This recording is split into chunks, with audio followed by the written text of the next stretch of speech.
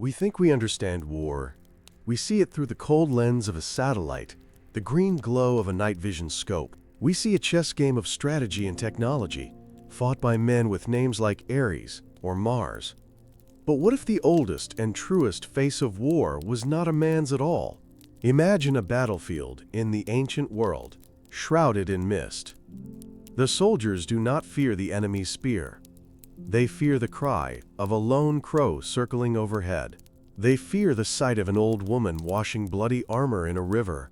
They believe that their fate is not decided by strength, but by a shape-shifting goddess who is both beautiful and terrifying. This is her story, the story of the Morrigan. To understand this goddess, we must first step into her world. Forget the cities of stone and straight roads of the Roman Empire. Journey back in time to an ancient Ireland and a Britain covered in deep, primal forests and rolling, mist-covered hills. This was a landscape that was truly alive. For the Celtic people who lived here, a tree was not just wood. It was a being with a spirit. A river was not just water. It was a conscious entity with its own moods and desires. The very ground beneath their feet was a living, breathing thing, full of power, memory, and immense secrets that were far older than any human being. Imagine being a child in this world. Your mother doesn't just tell you to be home before dark because of dangerous animals. She tells you to be home because the shadows themselves can think and move. She warns you not to disturb a circle of mushrooms, not because they are poisonous, but because it is a gateway, a place where the fairies dance. You learn to listen to the whisper of the wind in the reeds, believing it carries messages. You feel the cold presence of the water in a deep lake and know that you are not alone. This wasn't superstition, it was reality. It was a world where every part of nature had a name, a personality, and a power. This belief shaped every part of daily life. A farmer wouldn't just plant his seeds and hope for rain. He would go to a specific well, one known to be the home of a powerful spirit, and leave an offering. It might be a small bit of butter, a cup of milk, or a ribbon tied to a nearby tree. This was a bargain, a conversation. He was asking the spirit of the water for its blessing, showing respect to the power that governed his survival. To forget this offering was not just careless, it was dangerous. It was an insult to a powerful neighbor who could just as easily bring a flood as a gentle rain. The forests of this ancient Celtic world were cathedrals of shadow and light. They were places of profound spiritual power. Towering oak trees were seen as particularly sacred, living beings that connected the worlds of the sky, the earth, and the underworld with their high branches and deep roots. To enter a sacred grove was to enter the home of a god. It was a place where the noise of the human world fell away, replaced by a deep, listening silence. Druids, the priests of this age, would meet in these groves to perform their rituals, seek wisdom, and communicate with the divine powers that dwelled among the ancient trees. Life was lived in close connection to the cycles of the earth. The turning of the seasons was not just a change in weather, it was a great cosmic drama. There were 4 major festivals that marked these turning points. Imbolc in early spring, Beltane at the start of summer, Lugnasad for the first harvest, and most importantly, Samhain, when the harvest was complete. Each festival was a time to honor specific gods and goddesses, to ensure the continued fertility of the land and the community. These were not holidays in the modern sense. They were vital moments when the people worked with the gods to keep the world in balance. Consider the feeling of standing around a great bonfire on the night of Beltane. The community has gathered, and the flames leap high into the dark sky, a symbol of the returning sun's power. Cattle are driven between 2 fires, a ritual to purify them and protect them for the coming summer. For a person living then, this fire wasn't just a tradition. It was a weapon against the forces of darkness and decay. It was a tangible piece of the sun brought down to earth, a cleansing force that promised life, light, and warmth would triumph over the long cold of winter. It was a moment of hope made real. The land itself was a history book. Every hill, every stone, every misty valley had a story. The great burial mounds that dotted the landscape were not just tombs for long-dead kings. They were known as Siddhista mounds, and they were believed to be something else entirely. They were seen as hollow hills, magnificent palaces that served as doorways. They were entrances to another reality, a world that existed parallel to our own, just beyond the veil of normal sight. To approach one of these mounds was to stand at the very threshold of the unknown, a place where the laws of time and space did not always apply. The people who built these mounds, like Newgrange in Ireland, had an incredible understanding of the sky. On the winter solstice, the shortest day of the year, a single beam of sunlight pierces a narrow opening and travels down a long passage to illuminate the central chamber. For the people who built it, this was not an accident. It was a sacred event, a moment when the sun god entered the womb of the Earth Mother, promising rebirth and the eventual return of the light. It was a physical reminder that even in the deepest darkness, the seed of life and light was always preserved, waiting for its moment to return. So this was the Celtic world, a place where the landscape was a conscious being, where people lived in a constant dialogue with the spirits of nature, and where the line between the physical and the spiritual was incredibly thin. It was a world filled with wonder, but also with a deep sense of caution. The powers that lived in the water, the trees, and the earth were not always friendly. They were wild, untamed, and demanded respect. To live in this world was to walk with one foot in the world of humans, and one foot in a much older, much more magical reality. This other reality had a name. It was called the other world. It wasn't a heaven in the sky or a hell deep underground. It was a parallel dimension that existed alongside our own, as close as the air we breathe. It was a place of eternal youth where there was no sickness or old age.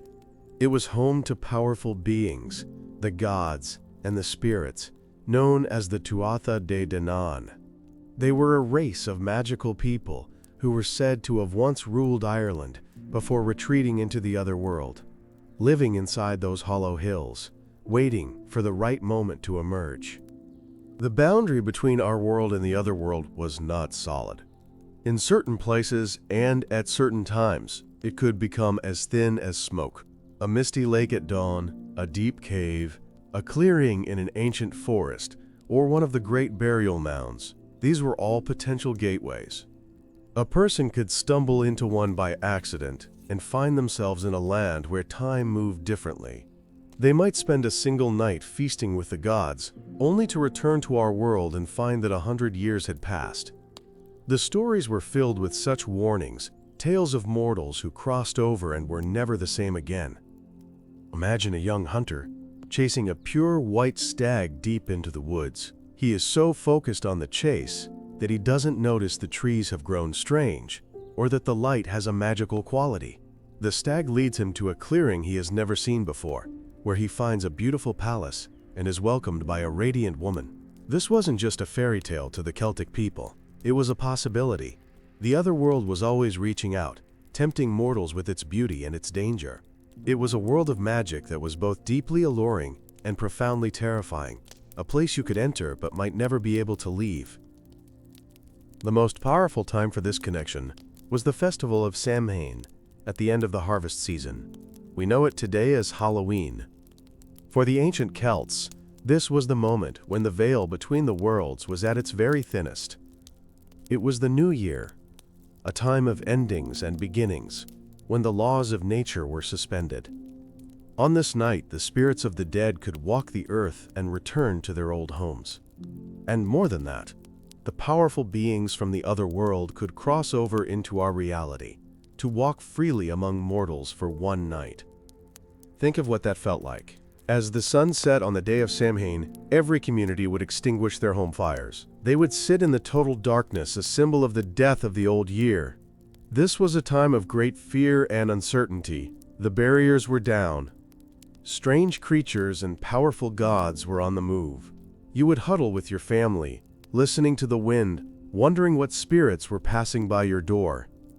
It was a night when you stayed inside, because you never knew who, or what, you might meet out in the darkness. Then the druids would light a great, sacred bonfire for the community. This fire represented the new sun, the return of life and order to the world. A person from each family would take a flame from this central fire to relight the hearth in their own home. It was a powerful symbol of community and rebirth. The new fire would protect the family from the wandering spirits for the rest of the night. But the knowledge remained. For a brief time, the world of magic had bled into their own, a stark reminder that the human world was just one small part of a much larger, more mysterious reality. This constant presence of the other world meant that fate and destiny were not simple ideas. They were active forces. A hero's destiny wasn't just a path he walked, it was a prophecy that could be spoken by a being from the other world. The outcome of a battle could be influenced by magic. A king's right to rule was not just about his strength or wisdom, it was also tied to his connection with the land and the favor of the gods who lived just beyond sight. Life was a tapestry woven with threads from both our world and the world of magic. The beings of the other world were not all the same. There were the high gods and goddesses, the Tuatha De Danann, figures of immense power and nobility. But there were also countless lesser spirits, goblins, and shapeshifters. Some were mischievous, playing tricks on humans. Others were openly hostile, known for stealing children or luring travelers to their doom. This created a world where you had to be constantly aware. An encounter with a stranger on a lonely road was never just a simple meeting. It could be a test, an omen, or a deadly trap set by a being from another reality. The stories from this time are full of heroes who journey into the other world to steal a magical treasure, rescue a lover, or gain secret knowledge. These were not easy quests. The other world was a place of paradoxes. It could be a beautiful paradise of apple trees and endless feasting, but it could also be a place of terrifying monsters and impossible challenges.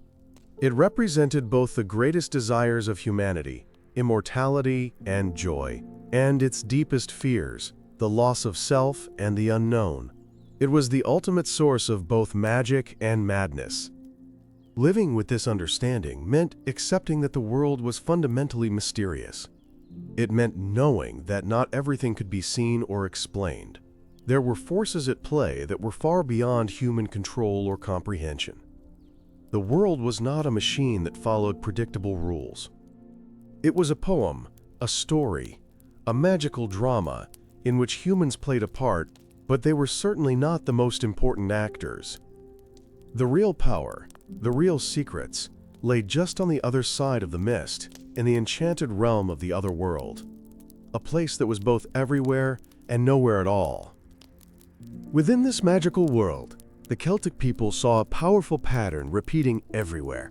It was the number 3. They didn't just see it as a number, they saw it as the fundamental shape of existence. There was the land, the sea, and the sky. There was the past, the present, and the future. There was birth, life, and death. For them, a single thing was incomplete. 2 things created a conflict or a balance, but 3 things created a whole, a complete cycle.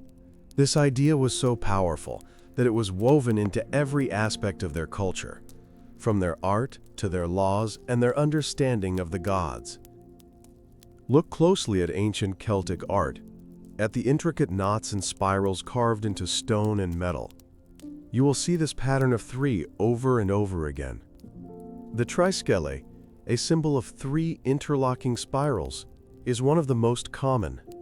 It represents the endless motion of life, the cycles of the seasons, and the interconnectedness of all things. For the artist who created it, and for the person who wore it as an amulet, this was not just a pretty design, it was a map of the universe. It was a powerful symbol that aligned them with the deep, underlying structure of reality itself. This belief in three also shaped their understanding of the human lifespan, especially for women. A woman was seen to pass through three distinct stages of life, each with its own power and wisdom. There was the maiden, representing youth, potential, and new beginnings. Then came the mother, representing fertility, creation, and nurturing. Finally, there was the crone, representing wisdom, old age, and the deep magic connected to death and endings. Together, these three faces, maiden, mother, and crone, were not seen as separate people, but as one complete picture of female power and the cycle of life. This concept of a triple deity was central to their religion. Many of their most important gods and goddesses were not single beings, but were a trinity, three beings who were separate, and yet also one. This wasn't a contradiction to them. It was a way of expressing a more complete truth. A goddess of the land, for example, might appear as three sisters, each ruling over one aspect of fertility. By honoring all three, you were honoring the land in its entirety. A single aspect was just a part of the story. The triple form was the whole truth of that divine power. Imagine a Celtic warrior praying before a battle. He might not pray to a single god of war. Instead, he might call upon a trinity of war goddesses. Why? Because war was not a simple thing. There was the frenzy and madness of the battle itself. There was the strategic cunning needed to win. And there was the grim reality of death that followed. A triple goddess could embody all of these aspects at once. She was the complete, terrifying, and complex reality of what war truly was. This way of thinking allowed for a much deeper and more nuanced understanding of the world's great forces. This principle extended to the very concept of the soul. It was believed that a person had more than one soul, perhaps three distinct parts. One part might be the life breath that animated the body. Another could be the personality, the self that we know. And a third might be an immortal spirit, a piece of the divine that would live on after death. This idea helped to explain the complexities of human nature. It showed that even a single person was a trinity, a complete world unto themselves, reflecting the same sacred pattern that shaped the entire cosmos. The Druids, the Celtic priests and keepers of wisdom, organized their teachings in threes. Their laws were grouped in triads, or sets of three. Their stories were filled with three challenges, three brothers, or three magical gifts. This was a powerful memory tool in a culture that passed down its knowledge orally, without writing. But it was more than that. It was a way of teaching that the world should be understood through patterns and connections, not as a collection of separate facts. To understand a thing, you had to understand its three parts and how they related to each other. Even the world itself was sometimes seen in this triple form. There was the world of mortals, the physical plane where we live our lives. Above it was the upper world, the realm of the sky, the gods, and divine inspiration. Below it was the underworld, the realm of the ancestors, the earth, and the cycle of death and rebirth. A sacred tree, with its roots deep in the earth, its trunk in our world, and its branches reaching for the sky, was a perfect symbol of this three-part universe. It was a living axis that connected all three realities, a bridge between the worlds. So when we encounter a Celtic goddess described as having three forms, we must be very careful not to misunderstand. This isn't just a story about three different sisters who happen to be related. We are being told something profound. We are being told that this deity is a complete and total force of nature. She embodies a whole cycle, a full spectrum of power. She is the beginning, the middle, and the end of her domain. This triple nature is a sign of her immense importance and her fundamental role in the very fabric of existence. The power of three was a lens through which the Celtic people saw everything. It was in the clover at their feet and in the structure of the heavens. It shaped their art, their laws, their stories, and their souls. It was a constant reminder that the world was a place of cycles, connections, and deep, hidden patterns. To understand this is to hold a key. It allows us to unlock the meaning behind their most mysterious symbols and to begin to comprehend the nature of their most powerful gods, especially those who refuse to be contained in a single, simple form. The gods of the Celtic world were not like the gods of Rome or Greece. They did not live on a distant mountaintop, playing games with human lives from afar. The Celtic gods were deeply and intimately connected to the earth. They were the spirit of a particular river, the ancient consciousness of a mountain, or the divine power that lived within a sacred grove of trees. They were local. A tribe living in one valley might have a completely different set of gods from a tribe living just a few miles away because their landscape, their rivers, and their sacred places were different.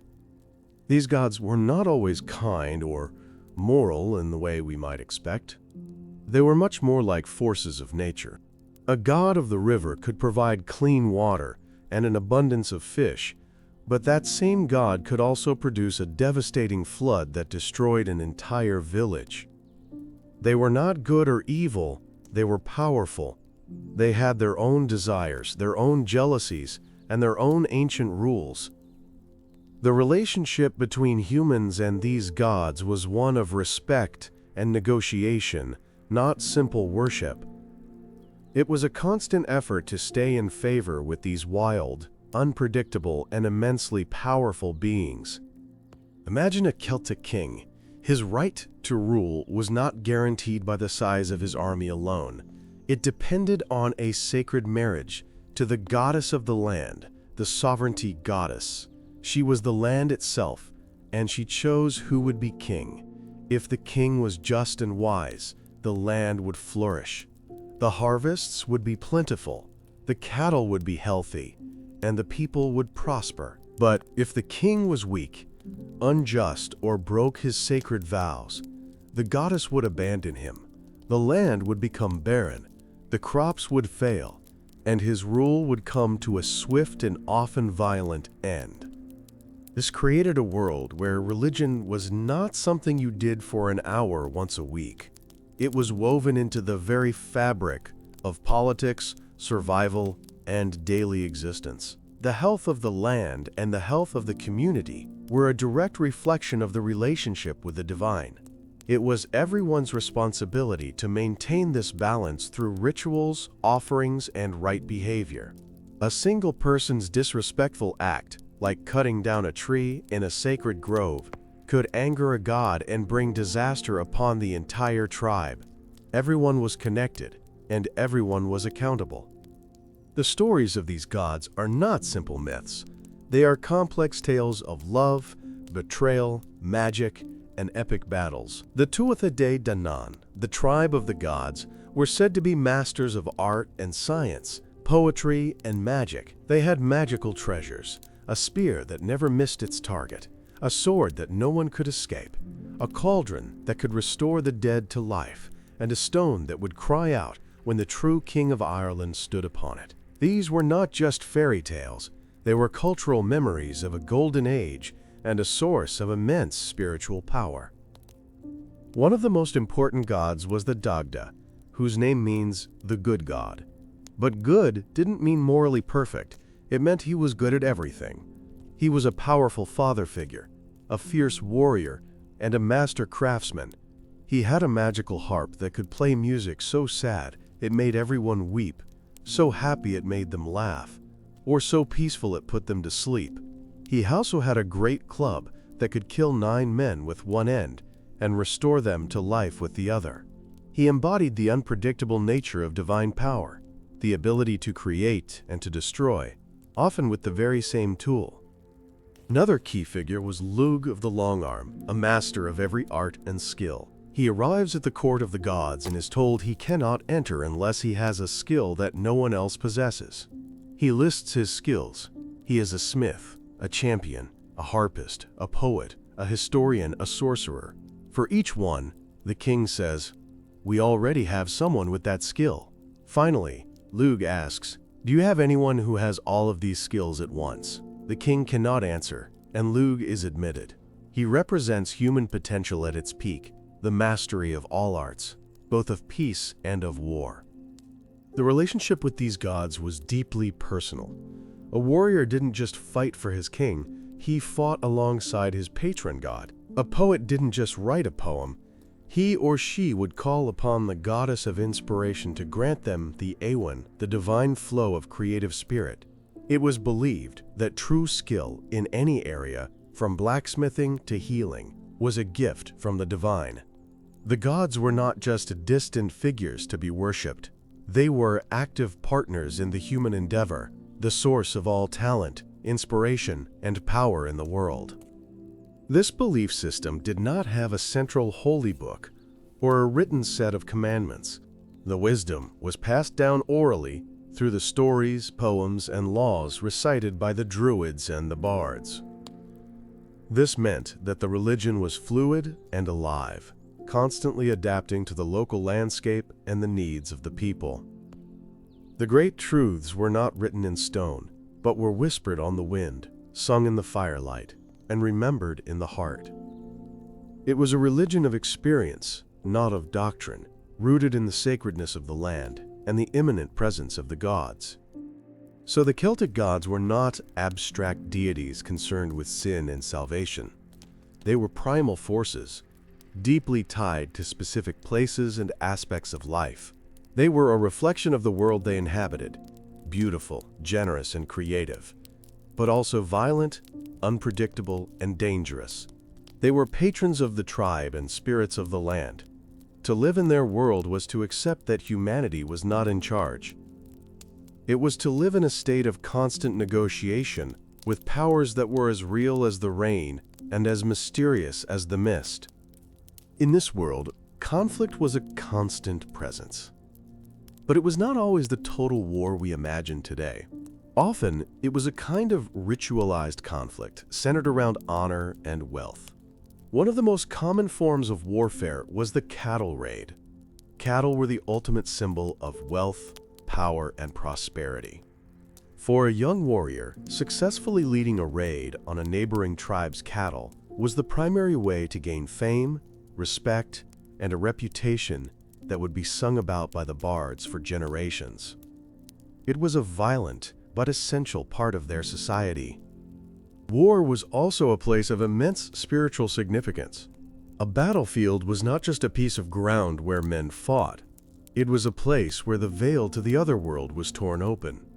The intense emotions of fear, rage, and courage, and the act of spilling blood upon the earth created a powerful vortex of energy. This energy attracted the attention of the gods. Warriors believed that supernatural beings walked among them during a battle, sometimes helping them, and sometimes sealing their doom. The outcome was never certain, and it was never entirely in human hands. Imagine a young warrior preparing for his first real battle. He is not just sharpening his spear and checking his shield. He is also performing rituals. He might paint sacred symbols on his body. He might go to a sacred well to drink its water and ask for the blessing of its spirit. He calls upon his ancestors for strength. He knows that his courage alone is not enough. To survive, he needs more than just physical skill. He needs to have magic on his side. He needs to gain the favor of the powers that govern the chaos and the carnage of the fight. In such a world, what kind of deity would a warrior pray to? He would not pray to a simple, honorable god of victory. That would not be enough to capture the true nature of battle. War was more than just strategy and strength. It was also about the psychological terror, the madness that could seize a man in the heat of combat, the frenzy that turned him into a wild beast. It was about the grim prophecies of death that might appear before the fighting even began. It was a complex, multi-layered experience of both glory and utter horror. The Celtic people knew that war had many faces. There was the face of the beautiful, inspiring woman who would urge heroes to perform great deeds. There was the face of the cunning strategist who could weave the fates of armies like a thread. And there was the terrifying face of the old hag, the demon of death who reveled in the slaughter and feasted on the fallen. To them, these were not different entities. They were all aspects of the one great, terrible truth of conflict. They were all part of the same divine and deeply frightening power. Before a great battle was to be fought, strange signs would often appear. A lone woman might be seen at a river ford, washing a pile of bloody armor and clothes. A warrior who was brave enough to approach her and ask whose clothes she was washing would receive a terrible prophecy. She would name all the men who were destined to die in the coming fight, and sometimes the warrior who asked the question would see his own armor in her hands. This figure was known as the washer at the ford, a terrifying omen of death. At other times, the sign would come from the sky. A single hooded crow would fly over one army and then the other, crying out a harsh, guttural call. Crows and ravens were a common sight on battlefields as they came to feed on the dead. But this was different. This crow was not just an animal. The soldiers would look up with a mix of awe and dread, believing it was a goddess in animal form. Surveying the field, they believed she was choosing who would live and who would die, judging the outcome before the first sword was even drawn. And sometimes, the most promising hero of an army would be visited in a dream or on the road by a stunningly beautiful woman.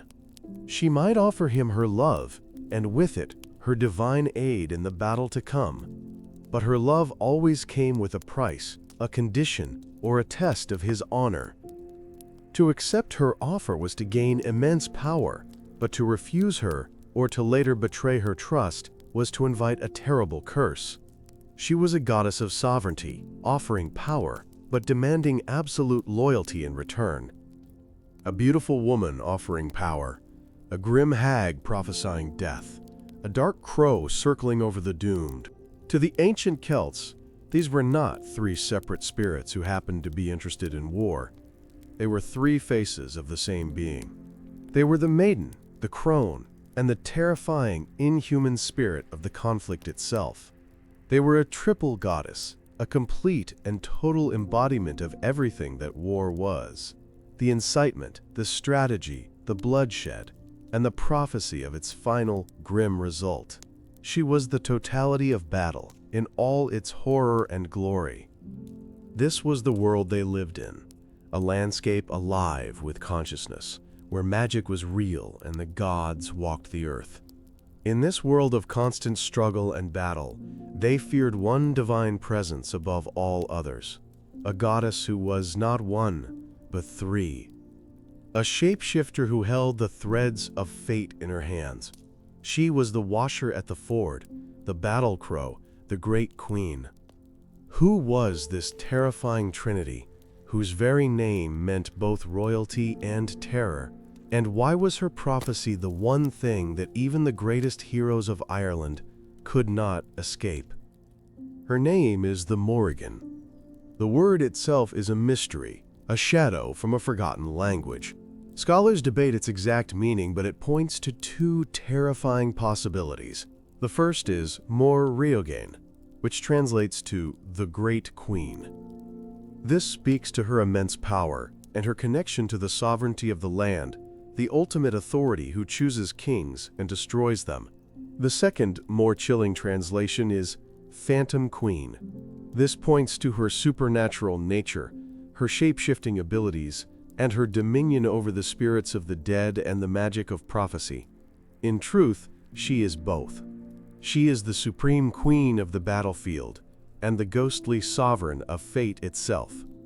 The Morrigan is almost never seen as a single entity. True to the Celtic love of the number three, she is a trinity of goddesses, three sisters who are distinct beings yet also three faces of the one, terrifying whole. Her aspects are named Bad, Macha, and Nemain, though sometimes the name Anand is used instead. Each sister embodies a different, specific horror of war. Together, they represent the complete, inescapable reality of conflict. To face an army was one thing. To know that this triple goddess of doom was working against you was to know that your cause was already lost, your death already decided. The first of the sisters is Badba. Her name means crow, or more specifically, battle crow. She is the purest form of the goddess as a prophet of doom. She does not carry a sword. Her weapon is her voice. It was said that before a battle, she would fly over the armies in the form of a hooded crow, her harsh cries filling the soldiers with terror and confusion. Her call was a prophecy, an announcement of the coming slaughter. For a warrior to hear that sound was to feel an icy dread grip his heart. It meant the Phantom Queen was present, and she was ready to feast on the carnage to come. Imagine the moments before the shield walls crash together. The air is thick with tension.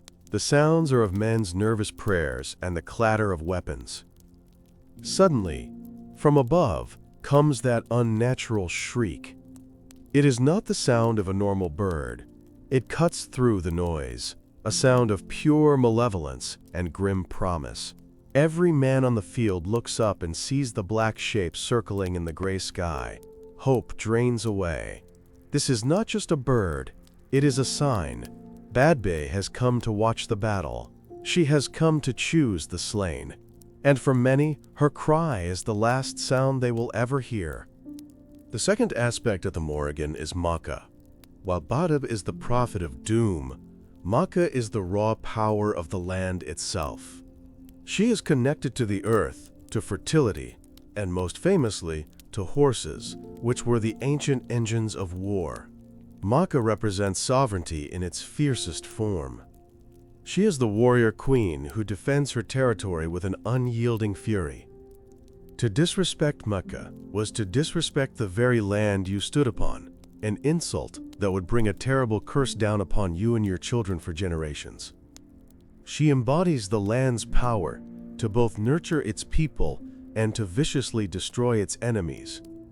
The most famous story of Macha tells of a time she came to the world of men, pregnant and married to a simple farmer. Her husband foolishly boasted that she could run faster than the king's own horses. The king, enraged by this boast, forced the heavily pregnant Maka to race against his chariot. She begged for mercy but was shown none. She ran the race and won, giving birth to twins on the finish line. With her dying breath, she let out a scream of pain and rage, placing a curse upon the men of the kingdom of Ulster. In their time of greatest need, they would be struck down by the weakness of a woman in childbirth. The third sister is Nemain. Her name means venom, or frenzy. If Badab is the prophecy of war, and Maka is the sovereign power behind it, Nemain is the pure, chaotic madness of the battlefield itself. She is the psychological horror of combat. It was said that her shrieks alone were enough to make armies break and flee in terror. She is the sudden panic that shatters a shield wall, the blinding rage that makes a soldier kill his own comrades in confusion. Nemain is the poison of fear that seeps into the hearts of warriors, turning disciplined soldiers into a terrified mob, ripe for the slaughter. Picture a line of veteran warriors, standing shoulder to shoulder, their shields locked. They are brave, experienced, and ready to die for their king. But then a strange feeling begins to ripple through the ranks. A sudden, unexplainable terror. The man next to you starts screaming at shadows. Your own heart begins to pound with a mindless panic. You no longer see the enemy. You see phantoms, demons. This is the work of Nemain. She does not need a weapon to defeat an army. She simply has to arrive, and her presence alone unleashes the venom of fear, destroying an army from the inside out. So the Morrigan is not simply a goddess who helps one side win. She is the embodiment of war in its totality. Badabai is the grim prophecy before the battle. Maka is the connection to the land and the sovereignty for which the battle is fought. And Nemain is the chaotic frenzy during the battle. These three aspects work together to form a complete picture of armed conflict. The ancient Celts understood that war was not just about courage and steel. It was also about omens, about the power of the land itself, and about the sheer psychological terror that could break the spirit of any warrior. One of the most essential powers of the Morrigan is her ability to change her shape. This makes her utterly unpredictable. She could appear as the hooded crow, a terrifying omen of death. She could take the form of a sleek, black she-wolf, a symbol of both predatory instinct and clan loyalty. She could become an eel, a creature of the murky depths, ready to trip a hero in the water. Or she could appear as a human, sometimes as a fearsome old hag, the crone of death, and at other times as a breathtakingly beautiful young woman who could tempt any man. This shape-shifting ability meant that a Celtic warrior had to be constantly vigilant. An encounter with an animal on the way to a battle was never just a chance meeting. Was that wolf simply a wolf, or was it the goddess testing his courage? Was that old woman by the fire truly a beggar, or was she the phantom queen in disguise, waiting to see if he would show her kindness or cruelty? The world was alive with her potential presence. This belief created a deep sense of uncertainty and awe. The divine was not in some distant heaven. It could be looking at you through the eyes of a raven. Her role as a goddess of fate is absolute. She does not simply predict the future, she declares it. She is the ultimate weaver of destiny on the battlefield. When she appears as the washer at the ford, she is not guessing who will die. She is performing a ritual that makes their deaths a certainty. She is washing the fate into their armor. This transforms her from a mere war goddess into something far more fundamental. She is a primal force of destiny, a goddess who stands at the bloody crossroads between life and death and decides which path a warrior will walk. For an ancient hero, the favor of the Morrigan was everything. He might be the strongest, the fastest, and the bravest warrior in the land, but if she had decided his time was up, none of it mattered. His spear would miss. His shield would break. His foot would slip at the crucial moment. Conversely, to have her on your side was to be almost invincible. She could fill you with a battle rage that made you unstoppable. She could whisper strategies into your mind. She could fill your enemies with terror. She was the hidden variable in every conflict, the true queen on the chessboard of war. Her connection to sovereignty and the land is the key to understanding her fully. She is not a goddess of meaningless violence. The wars she presides over are often about who has the right to rule, who is worthy of being the land's partner. She offers her favor, a kind of sacred marriage, to the greatest heroes and kings. But this favor is not given freely. It must be earned, and it must be respected. To scorn her love, to break a vow made to her, or to disrespect her authority was the gravest mistake a hero could make. It was a mistake that would turn her from a powerful ally into a relentless, deadly enemy. The greatest of all Irish heroes was a man named Cuchulainn, the Hound of Ulster. He was a demigod, a warrior of superhuman strength and skill, who could enter a battle frenzy known as the, quote, Waestrad, or warp spasm, turning him into an unrecognizable monster of destruction. He was the defender of his kingdom, a man who once stood alone against an entire army. He was a figure of immense power and pride, the ultimate Celtic warrior. And it was his tragic destiny to come face to face with the Morrigan in a confrontation that would seal his fate forever. The story takes place during the greatest Irish epic, the Táin Bó Cúailnge, or the cattle raid of Cooley. Cuchulainn is single-handedly defending the borders of Ulster against the invading army of Queen Medbh Connacht. He has been fighting for days, exhausted and wounded, but refusing to yield. It is in this state, at the height of his power and his weariness, that the Morrigan decides to test him. She has watched his heroic deeds and now comes to him, not as a monster, but as a potential ally, a queen seeking a worthy king. She appears before him as a beautiful, richly dressed young woman. She tells him her name is that of a king's daughter, and she has heard of his legendary deeds. and has fallen in love with him. She offers him her favor, her treasures, and her magical aid. "I will bring my herds to you," she says. "I will help you in your fight." This is the offer of sovereignty. The great queen is offering him a divine partnership. But Cuchulainn, exhausted and focused only on the violence ahead, makes a fatal error. He does not see a goddess. He only sees a distraction.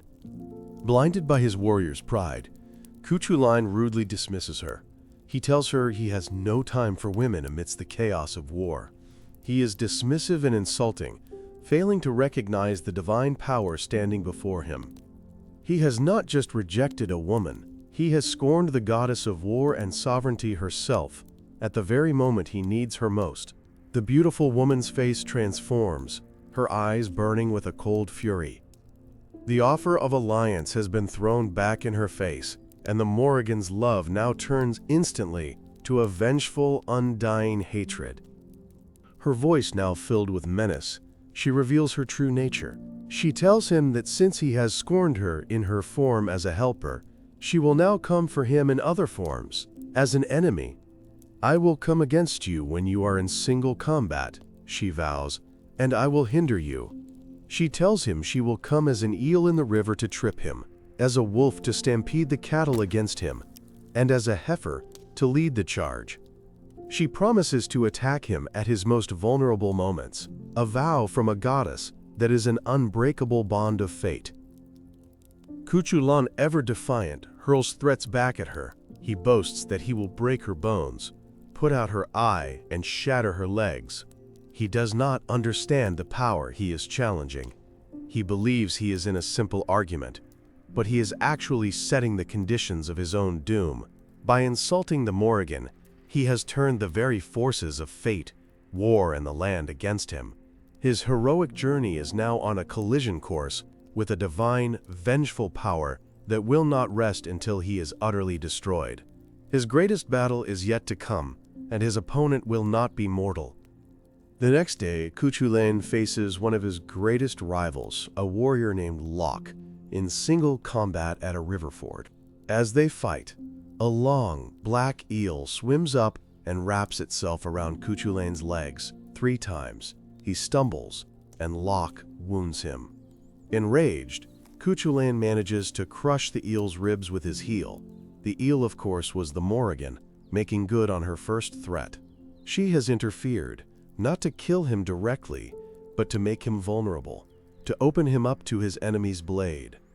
Her attack is subtle, a force of nature turned against him. Later in the fight, just as Cuchulainn is gaining the upper hand, a great gray she-wolf rushes out of the forest and bites him in the arm. The wolf begins to drive the nearby cattle into a panicked stampede, directly towards the ford, creating chaos. Cuchulainn, distracted and wounded, takes his sling and fires a stone, putting out the wolf's eye. The wolf limps away into the forest. This was the Morrigan's second form, her second attack. Once again, she does not try to kill him, but to break his focus, to add to the chaos, to wear him down. Finally, as the combat reaches its peak, the stampeding herd is led by a white heifer with red ears, a common description of a beast from the other world. This heifer, the Morrigan, in her third promised form, leads the charge directly at him. Cuchulainn, in a feat of great strength, hurls his spear and shatters the heifer's leg. The herd scatters, and in that moment of distraction, Cuchulainn summons his final strength and kills his mortal opponent Locke. He has won the duel, but he has also wounded the Phantom Queen 3 times, just as he had threatened. Exhausted and bleeding from the wounds he received while distracted, Cuchulainn is overcome with a great thirst. He sees a figure on the riverbank. It is a very old woman, bent and ancient, milking a cow. She is blind in one eye, and he can see that her leg and her ribs are broken.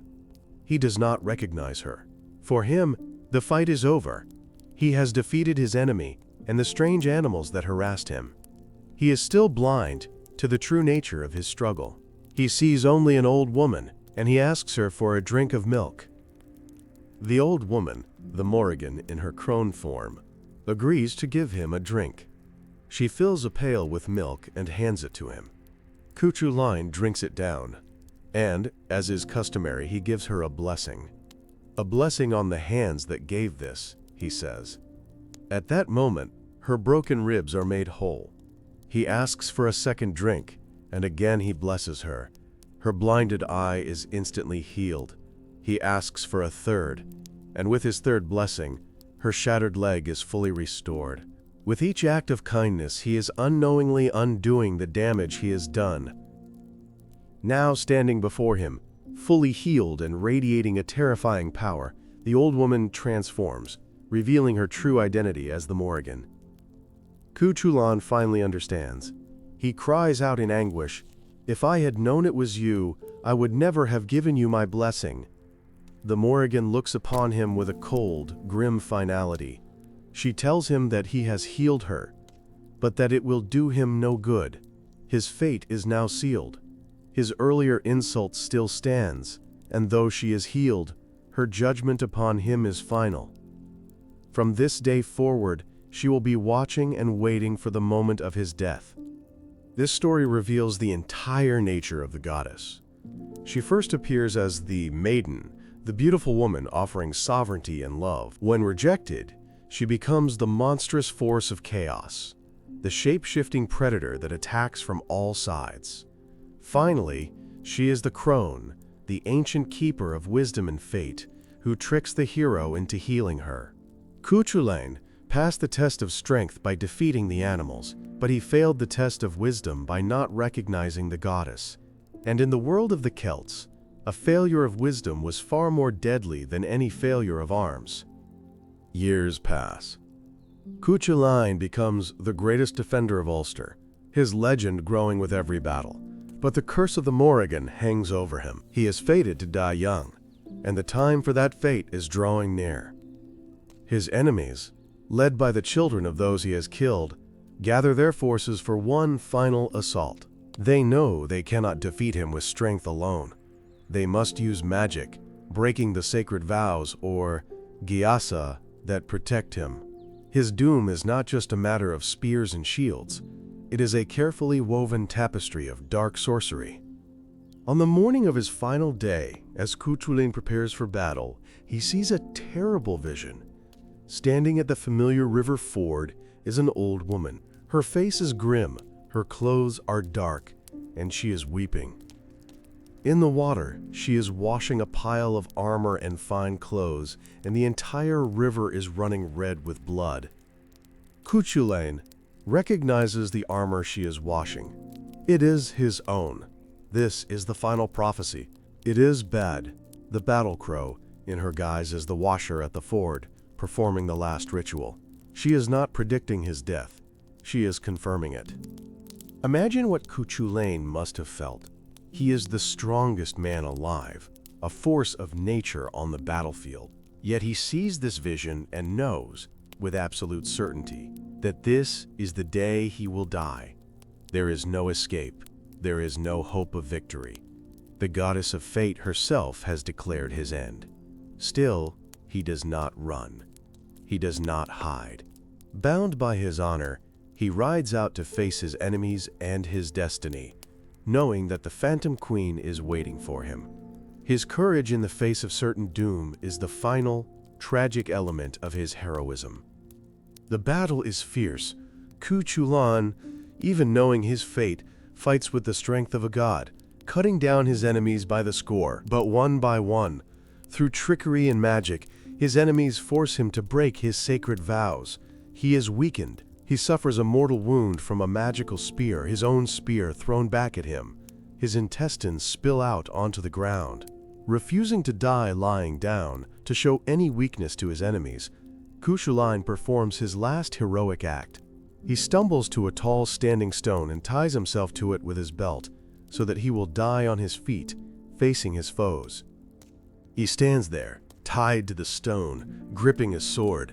Life is fading from him, but his enemies are too terrified to approach. They believe it is a trick, that the great Cuchulainn is merely waiting for them to get close. They watch from a distance, unsure if the hero is alive or dead. The battlefield falls silent. No one moves. They wait for a sign. And then, the sign comes. A great black bird flies down from the sky. It is a hooded crow. It lands on Cuchulain's shoulder and begins to peck at his wounds. This is the final act of the Morrigan. Her crow form, Badabe, has arrived. Her landing on his shoulder is the signal that all life has finally left the hero. Only now do his enemies dare to approach and claim their victory. The goddess who offered him her love at the beginning of his career has now come to claim his corpse at the end. She was the first to test his greatness, and she is the last to confirm his death. Her presence marks the beginning and the end of his story, a constant, fateful shadow that followed him throughout his entire, glorious life. The story of Cuchulain and the Morrigan is not a simple morality tale. He is not punished for being evil. He is punished for his lack of perception, for his pride. He saw the world only in terms of physical conflict and failed to recognize the deeper, magical reality around him. He failed to see the goddess when she offered him a gift, and so he was forced to face her as an enemy. It is a story about the relationship between humanity and the divine, a warning that the greatest strength is useless if you are blind to the true nature of power. So who is the Morrigan? She is not a goddess you pray to for a simple victory. You cannot bribe her or appease her with sacrifices in the same way as other gods. She is a primal force, as untamable as a storm. She represents a deep and terrifying truth, that fate is not always kind, that war is not glorious, and that the powers that govern the world are far more complex and dangerous than the mortal mind can comprehend. To encounter her is to encounter the raw, unsentimental, and often brutal reality of life and death itself. She is the personification of the Celtic warrior ethos. She embodies the love of glorious deeds, the acceptance of a fate foretold, and the unflinching courage to face certain death. Cuchulain's story is tragic, but to the Celts it was also the pinnacle of heroism. He lived a short, glorious life and died a legendary death, a fate overseen by the most powerful of all the war goddesses. His is the perfect hero's journey in a world governed by her rules. Greatness is achieved not by avoiding fate, but by meeting it head-on, with courage and a sword in hand. For the average Celtic farmer or villager, the Morrigan was a distant and terrifying figure. They would not have had personal altars to her in their homes. Her name would have been spoken in hushed tones, with a deep sense of fear and respect. She was the goddess of the great crises, the moments when the life of the entire tribe was at stake. She was the storm on the horizon, a power you acknowledged and feared, but one you hoped you would never have to meet. Her presence was a sign that the normal world was about to be broken apart by chaos. Her sacred sites were the battlefields themselves. The ground where blood was spilled was her altar. The bodies of the slain were her sacrifice. Other sites associated with her were caves and watery places, seen as entrances to the other world, places where prophecy and magic were strongest. One such place, the Cave of the Cats in County Roscommon, Ireland, was known as the gateway to hell and was considered a primary dwelling place of the Morrigan. To approach such a place was to willingly step into her domain, a journey from which you might not return. The fear of the Morrigan was not just the fear of death in battle. It was the fear of a world that was fundamentally chaotic and unpredictable. She represented the idea that your life was not entirely your own. Your destiny could be altered by the whim of a shape-shifting goddess. Your courage could be shattered by a supernatural scream. Your death could be sealed by the sight of a crow. To live with the knowledge of the Morrigan was to accept that you were a small part of a much larger, wilder, and more magical drama, one in which you were not the hero, but a pawn of the Phantom Queen. Her triple nature as maiden, mother, and crone, though seen through the dark lens of war, is still present. As the beautiful young woman, she is the maiden, offering the potential for greatness. In her connection to the land and its fertility, she has echoes of a mother goddess, the fierce protector of her territory. And as the washer at the ford, and the old woman who tricks Cuchulainn, she is clearly the crone, the wise and terrifying face of death and fate. She is a complete cycle, the beginning, the middle, and the end of the warrior's journey. Unlike many war gods, she is not simply a symbol of male aggression. Her power is distinctly female. She represents the fierce, protective instinct of a mother defending her young, the seductive power that can drive men to greatness or destruction, and the ancient wisdom of the crone, who has seen countless generations rise and fall. Her power is not just about brute force, it is about prophecy, magic, and psychological insight. She rules the inner world of the warrior, his fear, his frenzy, his fate, just as much as she rules the outer world of the battlefield. It is crucial to understand that she was never seen as evil. That is a modern concept that did not apply to the Celtic gods. Like a forest fire or a hurricane, she was a destructive force of nature, but a necessary one. She cleared away the old to make way for the new. She tested kings and heroes to ensure that only the strongest and wisest would rule the land. Her actions, while terrifying to mortals, were seen as part of the natural, brutal cycle of life, death, and rebirth. She was an essential part of the world's balance. The stories of the Morrigan were not just entertainment told around a fire. They were teaching tools. They taught a warrior about the nature of courage, the importance of wisdom, and the inevitability of fate. They taught a king that his power came from the land and that he must respect the divine feminine forces that governed it. They taught everyone that the world was filled with magic and mystery, and that pride was the surest path to destruction. Her myths were a foundational part of the Celtic people's understanding of their place in the cosmos. So we have this powerful, complex, and terrifying figure at the heart of the Celtic spiritual world, a triple goddess of prophecy, war, and sovereignty, a shapeshifter who is both beautiful and monstrous, a divine queen who is not a friend to mankind, but the ultimate arbiter of its fate in times of conflict. For centuries, she was a dominant force in the beliefs of the people of Ireland and Britain. Her shadow fell across every battlefield, her cry was heard on the wind. She was an eternal part of the landscape and the soul of the people. But no world lasts forever. The beliefs that had shaped the lives of the Celtic people for thousands of years were about to face their greatest challenge. A new story was coming, carried across the sea by missionaries and saints. It was a story that had no room for a pantheon of wild, unpredictable nature gods.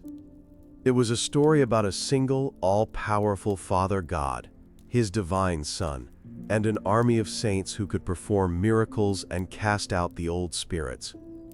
The age of the Druids was ending, and a new faith was ready to claim the soul of Ireland. This new religion was Christianity.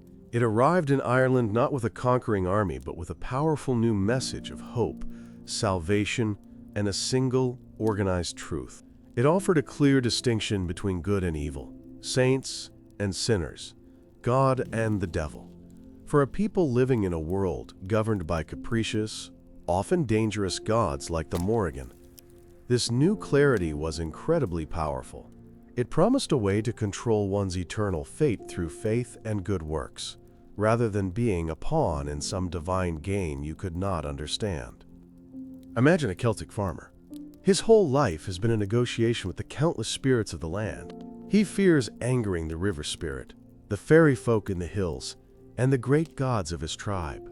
Now, a Christian missionary arrives and tells him he does not have to fear any of them. He need only have faith in one God, who is loving and protective. The missionary might even demonstrate this by building a church on a sacred druid grove, or challenging a local god's power and suffering no harm. This was a direct, public challenge to the old world order. The clash between these two belief systems was not a simple war. It was a long, slow process of conversion and transformation. The Christian monks who came to Ireland were often brilliant scholars. They did not try to erase the old stories completely. Instead, they collected them. They were the ones who wrote down the great myths of the Tuatha De Danann and heroes like Cuchulainn. But as they wrote, they began to change the stories, to reshape them to fit into a new Christian worldview. The old gods could not be allowed to exist as gods. So what happens to a goddess like the Morrigan in this new world? A powerful female deity of war, fate, and magic simply has no place in the Christian framework. She cannot be worshipped as a god. She is too strong, too dark, and too important to be simply forgotten. The new faith has only two places for a supernatural female figure of such power. She can either be diminished, turned into a fairy or a mortal queen of legend, or she can be demonized, transformed from a goddess into a creature of pure evil, a servant of the devil. The great queen of the Celts, the phantom sovereign of the battlefield, now stood at a new kind of threshold. Her world of mist, magic, and many gods was colliding with a world of scripture, saints, and a single, jealous god. How does such a powerful and terrifying figure survive this collision? Does she fade away into folklore, becoming a simple bogeyman to scare children? Or is she so deeply woven into the fabric of the land and the imagination of the people that she finds a new way to endure? What becomes of a goddess of war when her people are taught to turn the other cheek? The first step in this transformation was not to destroy the Morrigan, but to demote her. The Christian monks who wrote down the ancient myths were faced with a dilemma. They were fascinated by the epic stories of their ancestors, but they could not present the Tuatha De Danann as gods. To do so would be heresy. So they used a clever technique. They historicized the gods. In their new versions of the old tales, the gods were no longer divine. They were described as a race of magically skilled heroes, kings and queens who had ruled Ireland in the distant past, before the coming of the Gaels. In this new context, the Morrigan is no longer a goddess. She becomes a powerful sorceress, a mysterious queen from this bygone age.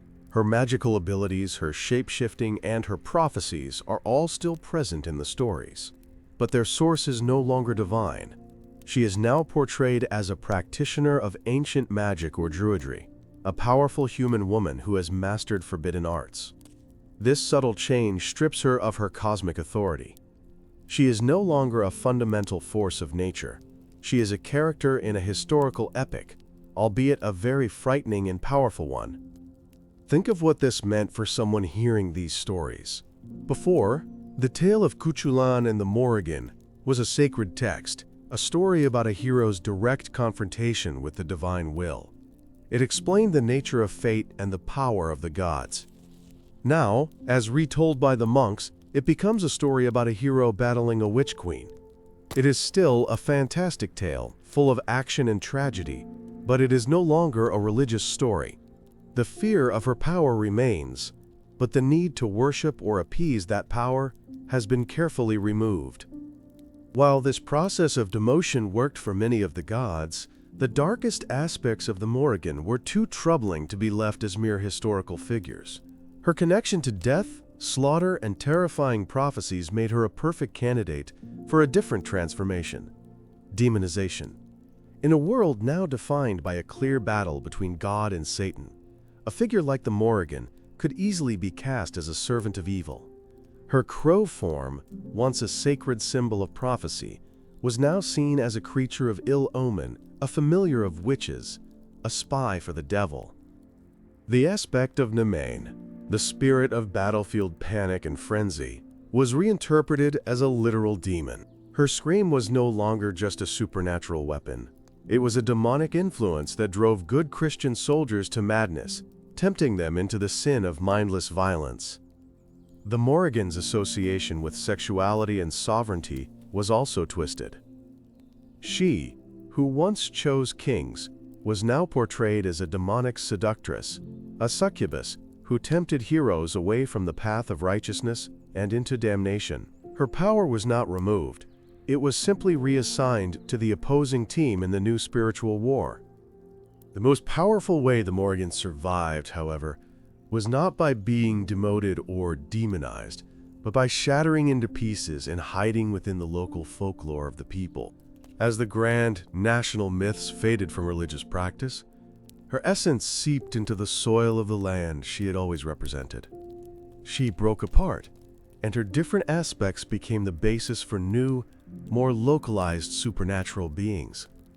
The great queen of the battlefield was too large to survive in the new world, but her fragmented spirit could endure in 1,000 different forms, in 1,000 different valleys. The most famous of these fragments is the Banshee. The name in Irish is Bean Seetha, which means woman of the fairy mound. The connection is immediate. The Seedae were the hollow hills, the ancient burial mounds that were seen as the homes of the old gods, the Tuatha De Danann. The Banshee is therefore a woman from the other world, a direct link to the pre-Christian past. Like the Morrigan, she is a supernatural female figure whose appearance is connected to the moment of death. She is a direct echo of the Phantom Queen's role as a prophet of doom. Think about the characteristics of the Banshee. She is a solitary female spirit. Her cry, a heartbreaking wail of grief, is heard just before a person dies. This is a direct inheritance from Badab and Iman, whose screams were prophecies of death. The Banshee is also said to be a protector of certain ancient Irish families, her wail only being heard when a member of that specific bloodline is about to pass. This mirrors the Morrigan's role as a goddess tied to the sovereignty and fate of kings and their royal lineages. The Banshee is the Morrigan's prophecy, made personal and domestic. The figure of the washer at the ford did not vanish. She was absorbed almost perfectly into the folklore of the Banshee. All across Ireland and Scotland, stories were told of seeing a small, old woman down by a river or a stream, weeping as she washed the bloody clothes of someone who was about to die a violent death. This figure was often called the, quote, little washerwoman, and was seen as a type of Banshee. The image is identical to the vision Cuchulainn saw before his final battle. The Morrigan's most terrifying omen had become a common and feared part of rural folklore. Imagine a woman in a small cottage in the 17th century.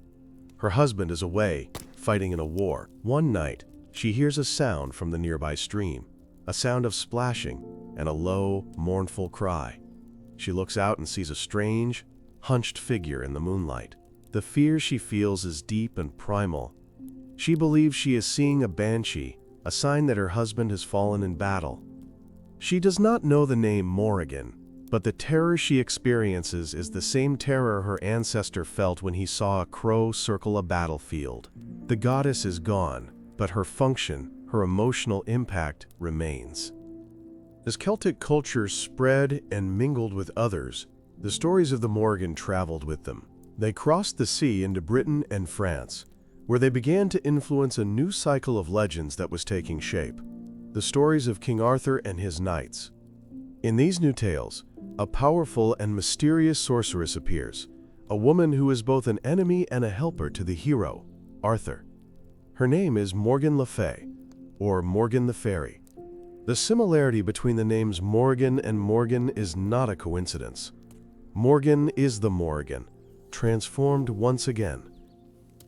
Morgan le Fay shares many characteristics with her ancient predecessor. She is a powerful practitioner of magic, deeply connected to the other world, which in Arthurian legend is the mystical island of Avalon. Like the Morrigan, she is a master shapeshifter, able to change her appearance at will to trick her enemies. Her morality is deeply ambiguous. Sometimes she is Arthur's greatest enemy, plotting his downfall. At other times, she is a healer who offers him aid. This complex, shifting relationship is very similar to the Morrigan's testing of Cuchulainn, offering love one moment and promising destruction the next. The sacred number 3 appears again in the story of Morgan le Fay. At the end of Arthur's life, After his final, tragic battle, he is laid wounded on a mysterious boat that appears to take him away to Avalon to be healed. On this boat are three powerful, weeping queens. One of them is Morrigan Le Fay. Here we see a distant echo of the Morrigan's triple form, the three goddesses who presided over the death of the hero. The primal, terrifying force of the Celtic battlefield has been tamed, romanticized, and turned into a figure of high medieval fantasy. For a person listening to the Arthurian legends in a medieval court, Morrigan Le Fay was a figure of intrigue and drama. She was a complex human character, driven by recognizable emotions like jealousy and revenge. The raw elemental power of the Morrigan, the embodiment of the land and the frenzy of war, has been replaced by the personal politics of a royal court. The fear she inspires is no longer the primal dread of a force of nature, but the dramatic tension of a powerful and unpredictable rival. The goddess has become a villain, a character in a story meant to entertain a new kind of society. So, the Morrigan's survival was a story of fragmentation. Her divinity was stripped away by Christian scribes, turning her into a legendary sorceress. Her darkest aspects were labeled demonic. Her role as a death prophet was distilled into the folklore of the Banshee. And her complex character was tamed and woven into the romantic legends of King Arthur. The original, complete figure of the Great Queen was lost, her power scattered into these separate streams of story and folklore. She was everywhere and nowhere, a ghost haunting the culture that had once worshipped her. This process took centuries. With each generation, the connection to the original goddess grew weaker. People told stories of the Banshee without ever knowing her connection to the ancient battle crows. Bards sang of Morrigan Le Fay's magic without realizing they were describing a demoted goddess of sovereignty. The old faith was not destroyed in a single fiery moment. It slowly dissolved, like a stone in a river, its sharp edges smoothed away until it became a part of the landscape of stories, no longer recognized for what it once was. The land itself still held her memory. Certain places continued to be associated with a sense of dread or power. Battlefields from long ago, caves believed to lead to the other world, ancient river fords where heroes had met their fate. People might avoid these places after dark, calling them haunted or unlucky. They felt an echo of the old power, a chill in the air, but they no longer knew the name of the entity that had made that place sacred or terrifying. The human anchor to her stories was beginning to drift away. By the modern era, the Morrigan was little more than a footnote in academic books about Celtic mythology. The Banshee was a well-known figure of folklore, and Morrigan Le Fay was a famous character from literature, but their common ancestor, the Great Queen herself, was largely forgotten by the public. She had become a specialist's subject, a piece of an ancient, dead religion, the vibrant, terrifying goddess who decided the fate of armies and kings had been reduced to a few paragraphs in a dusty library book. It seemed her long echo had finally faded into silence. Imagine a world that has forgotten its own myths, a world of science, industry, and reason. In this world, the old gods are seen as primitive superstitions, the fantasies of an uneducated people. The stories are read, but they are not believed. The idea that a crow could be a goddess, or that a woman's scream could shatter an army, is seen as a charming but foolish relic of the past. The connection to that older, more magical reality has been severed. The world is now seen as a machine, a thing to be understood and controlled, not a conscious being to be respected and feared. This was the state of things for a very long time. The Morrigan slept, hidden in plain sight within the folklore she had become. The world moved on, building cities over sacred groves and factories on ancient battlefields. The whispers of the old gods were drowned out by the noise of progress. It seemed that the victory of the new faith and the new way of thinking was absolute. The Phantom Queen had been successfully exorcised from the modern world, leaving behind only a few faint literary ghosts. But the roots of a myth run very deep. In the late 19th and early 20th centuries, something began to change.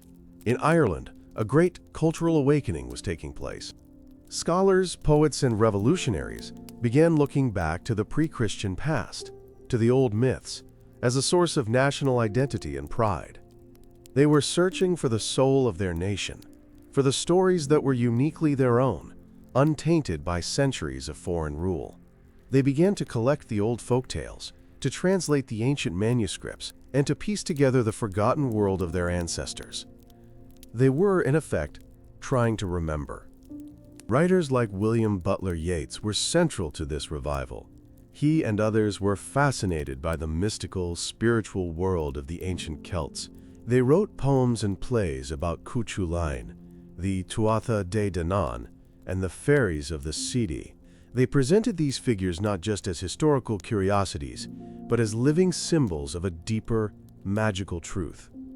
For them, the old gods were not dead. They were sleeping, waiting to be reawakened in the imagination of the people.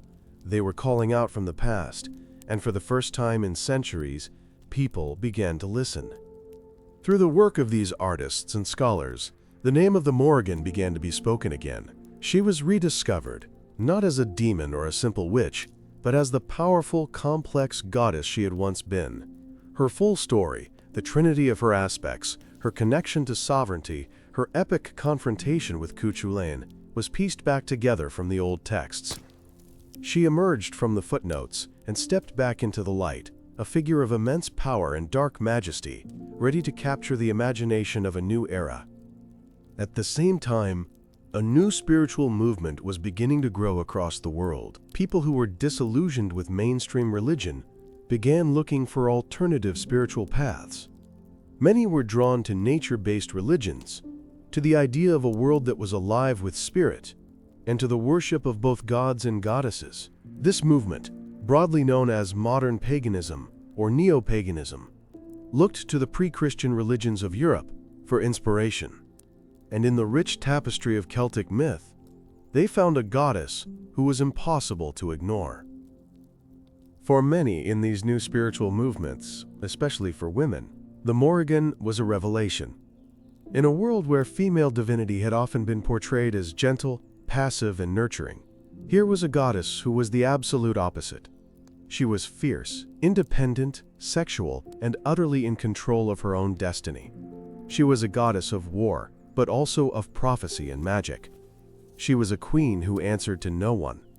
She became a powerful symbol of female strength, autonomy, and the untamed sovereign self. The Morrigan's darkness was not seen as a negative. For people exploring their own shadow self, the parts of the personality that are often repressed, she was a perfect guide. She represented the acceptance of life's darker aspects: death, decay, destruction, and righteous anger. She taught that these things were not evil, but a natural and necessary part of the cycle of existence. To honor her was to honor the wholeness of life, not just the easy and pleasant parts. She became a goddess of transformation, helping people face their fears and emerge stronger. So a strange thing began to happen. The goddess, who had been forgotten for 1,000 years, began to have new followers. People began to build altars to her again. They studied her myths, not as folklore, but as sacred stories.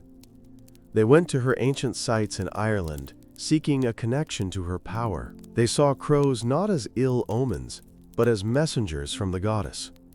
The Morrigan, who had been sleeping in the pages of old books, was being actively worshipped once more, reborn in the hearts of people, in a world utterly different from the one she had left. This modern revival is a complex phenomenon. A modern person's understanding of the Morrigan is very different from that of an ancient Celt. For a Celtic warrior, she was a terrifying and very real external force that controlled his fate on the battlefield. For a modern follower, she is often seen as an internal psychological force, a symbol of personal empowerment, or a patron goddess who can be called upon for strength and guidance. The relationship has changed from one of fearful respect to one of personal connection and veneration. She began to appear in popular culture. In fantasy novels, video games, and comic books, dark, crow-themed goddesses of war and magic became a common trope. These characters often carried her name or were clearly inspired by her mythology. Through these new media, her story, or at least a version of it, reached a global audience who had never heard of the ancient Irish epics. She was becoming a part of the modern mythological landscape, her archetypal power resonating with creators and audiences around the world. Consider the journey. A powerful goddess is worshipped by an ancient tribal society. She is then demoted, demonized, and fragmented into folklore by a new religion. She sleeps for centuries, hidden in plain sight as a banshee and a literary sorceress. Then, in the modern age, she is rediscovered by poets, adopted by new spiritualities, and reborn as a symbol of female strength and a pop culture icon. The Great Queen has proven to be a master shapeshifter, not just in her myths, but in her very survival through history. But what is the core of her being that has allowed her to endure? What is the secret that connects the ancient Celtic goddess to her modern interpretations? It is her connection to uncomfortable truths. The Morrigan has always been a goddess of the difficult crossroads. The crossroads between life and death on the battlefield. The crossroads between love and hate in her testing of heroes. The crossroads between the human world and the other world. She embodies the moments of intense crisis and transformation, the points where a choice must be made and a destiny must be met. She forces us to confront the reality of endings. In the ancient world, she represented the finality of death in battle. As the Banshee, she represents the inevitability of family loss. For her modern followers, she can represent the necessary death of an old way of being before a new one can be born. She is the goddess who presides over things falling apart. But in the Celtic worldview, every ending was also a beginning. Samhain, her most sacred time, was both the end of the old year and the start of the new one. Her destruction always clears the way for new creation. Her connection to sovereignty has also found a new meaning. In the old world, she granted the right to rule over a piece of land.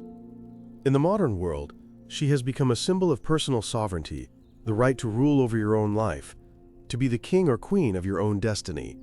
Her refusal to be controlled by any man or god in the myths now resonates as a powerful message of self-determination.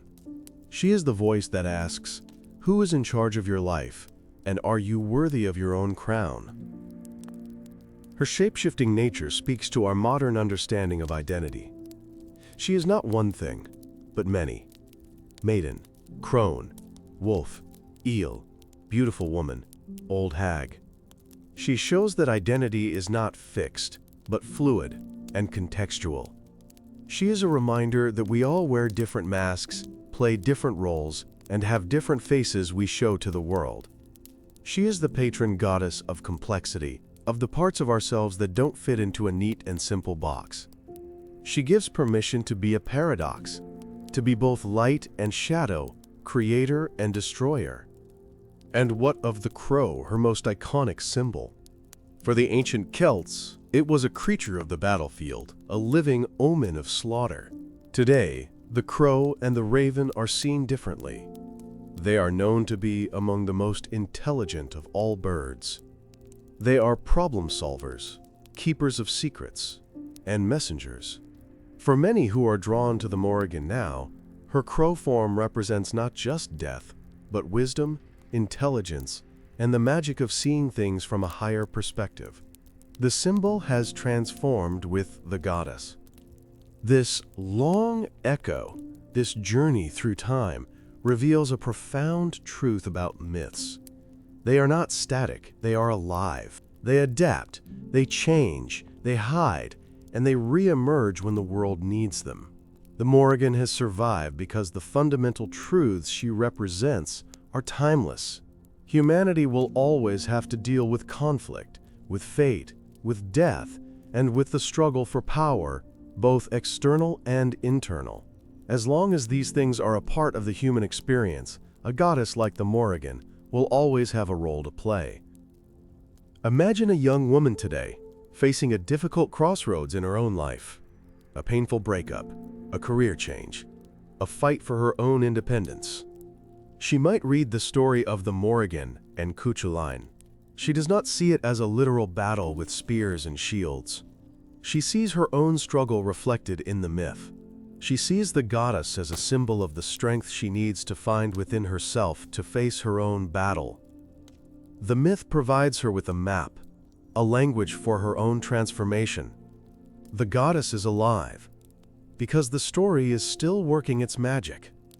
The Morrigan has returned from her long exile in the shadows, but she is not exactly the same goddess that the Celts knew. She has been filtered through centuries of change, seen through new eyes, and adopted for new purposes. She is a reflection not only of the ancient past, but of the needs and desires of the present moment. She is a goddess who has been shaped by history as much as she shaped it. Her story is a testament to the incredible resilience of myth, and to the enduring human need for symbols that can contain the great and often dark mysteries of life. The Phantom Queen has lived many lives. She was the divine arbiter of war and fate for a tribal people. She was a demonic figure of evil in a new theology. She was a ghostly omen in the folklore of the countryside. She was a dramatic sorceress in the courts of kings. And now she is a powerful symbol of empowerment and personal transformation in our own time. She has worn countless masks, but beneath them all a single, powerful identity remains: the sovereign queen of the threshold, the one who meets us at the moment of our greatest change. And so her long journey through the shadows of history brings us back to our own world. We have seen how a goddess can be worshipped, forgotten, and reborn. We have seen how her essence can survive even when her name is lost.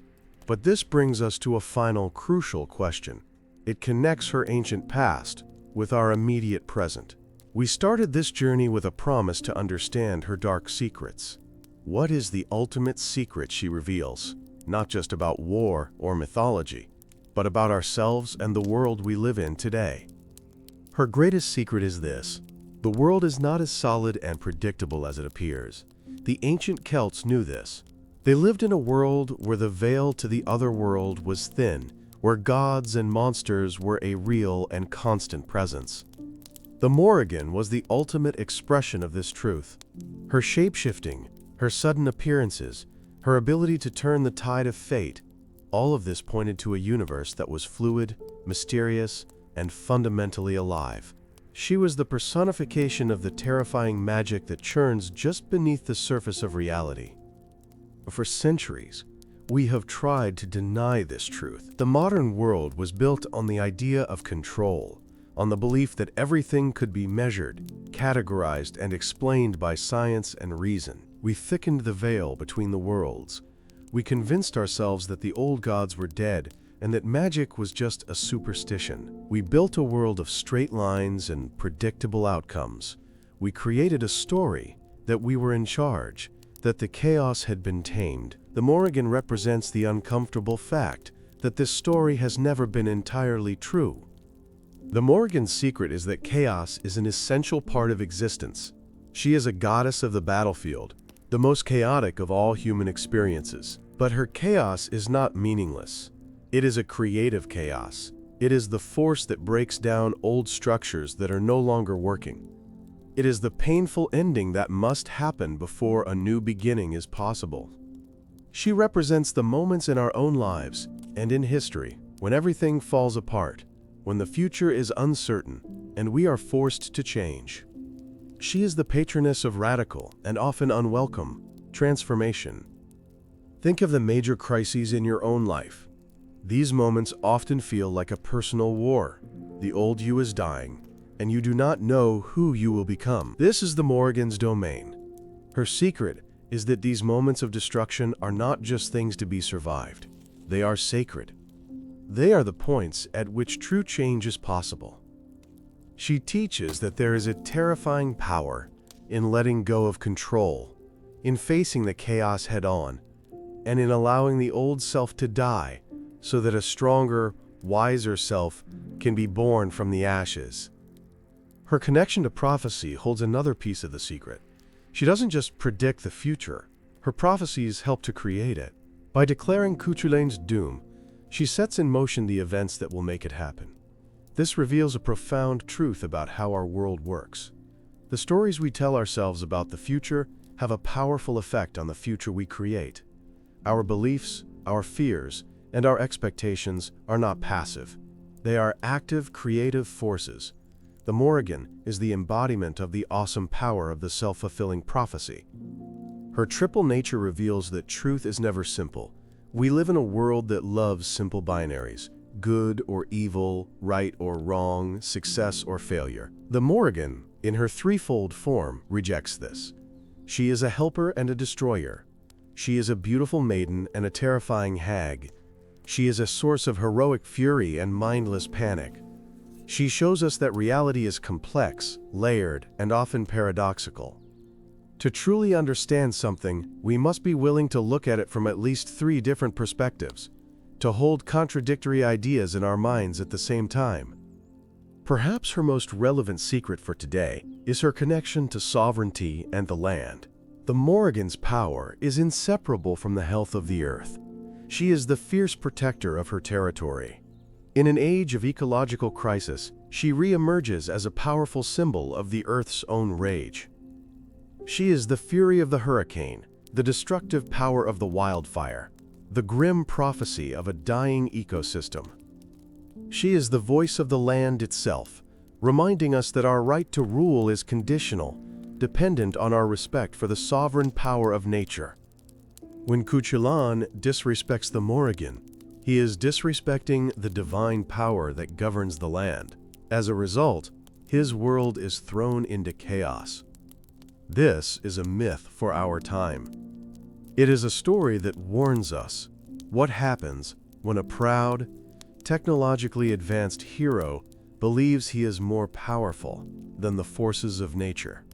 It warns that such pride leads only to self-destruction. The Morrigan's secret is that we are not separate from the natural world, and our war against it is a war we are destined to lose because we are fighting against the very source of our own life. Her return to our culture, after so many centuries of silence, is not an accident. It comes at a time of immense global uncertainty, crisis, and transformation. It is as if we have collectively summoned her back from the shadows, because we need her wisdom. We need a symbol that can help us navigate the chaos.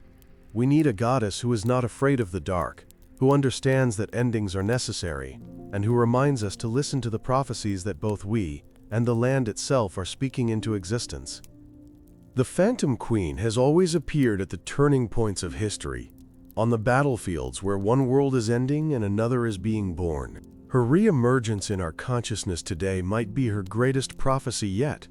It is a sign that we too are standing on a great battlefield of change. We are in a struggle for the future of our world and our own identities. The dark secrets of the Morrigan are not just stories about the past. They are a field guide to the turbulent, transformative, and terrifyingly magical present. This prophecy is not written in ancient texts, it is written in our daily lives. The battlefield has changed its shape. For many of us, it is no longer a field of mud and blood. It is the overwhelming pressure of a world that is changing too fast. It is the struggle to keep a job in an unstable economy. It is the fight for our own mental health against a tide of anxiety and despair. It is the political and social division that tears communities apart. These are the modern battlefields, and the chaotic, transformative energy of the Morrigan is present in every single one. Her aspect as Badba, the battle crow, has also taken a new form. We are no longer frightened by the cry of a single bird. Instead, we are surrounded by a constant, shrieking chorus of prophecies.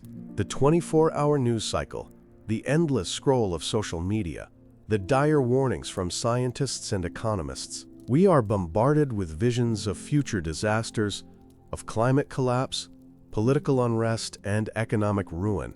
Like the ancient warriors, we are being deliberately filled with a sense of dread and helplessness before our battles have even begun. This is the prophecy of the modern age. And what is the result of this constant prophetic screaming? It is the spirit of Nemain, the venom of frenzy and panic. We see it everywhere. In the sudden panics that crash stock markets. In the waves of public outrage that erupt online, often without reason or context. In the deep, paralyzing anxiety that affects so many people. A feeling of being overwhelmed by a chaotic world they cannot control. The Morrigan's power to shatter the discipline of an army is now being used on a global scale, breaking our collective focus and turning us against one another. Yet her other aspect, Maka, the fierce goddess of sovereignty, is also rising within us. In response to this chaos, people are fighting for their own territory, for their own sense of self. This is the energy behind the activist fighting for environmental justice, defending the land itself. It is the energy of the individual working to set boundaries, to protect their own mental and emotional space from the constant invasion of the modern world. It is the fierce, primal scream that says, "This is my life, my body, my land, and I will defend it." The Morrigan's ancient story with Cushu Lane is playing out all around us. Modern society, like the hero, is proud, powerful, and technologically advanced. We believe we can control nature, solve any problem with a new invention, and bend the world to our will. And like Cushu Lane, we have been offered a partnership with the forces of nature, but we have rudely dismissed the offer. We have ignored the warnings, polluted the rivers, and cut down the sacred groves. And now, the goddess of the land is turning against us, attacking us in ways we did not expect. She comes as the eel of rising sea levels, tripping up our coastal cities. She comes as the wolf of new diseases emerging from ecosystems we have thrown out of balance. She comes as the red heifer of uncontrollable wildfires, stampeding across landscapes made dry by a changing climate. We are fighting a battle against an opponent we do not understand.